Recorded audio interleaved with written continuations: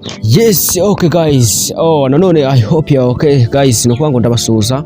Ikintu cyari kimpangayikishije ndakeka twakirangije.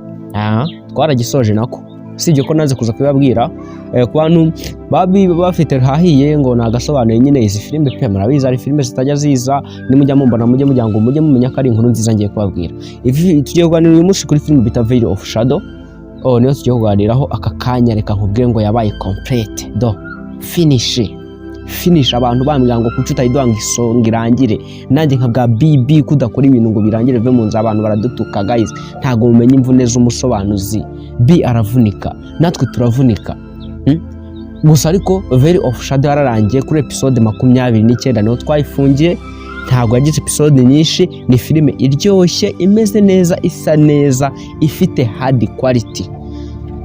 Niyo nkuru nziza neje kubabwira ko Veil of Shadow twagize uku twarasoshe. Icyo cyo umuntu akimenya abantu muri kunkurikira, wageze kuri umuntu utareka ngushimire ngo utere sari, uri umuntu w'umugabo.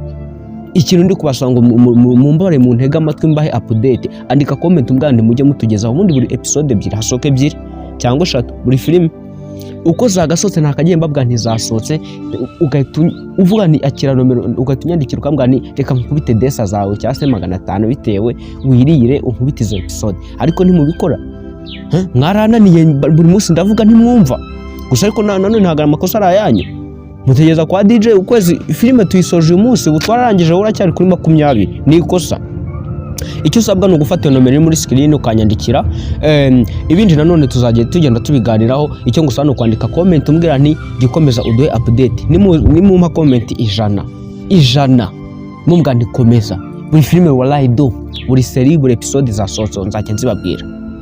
Mukanya tukomeze na till the end of the moon ni mugoroba fresh kabisa. Sawa.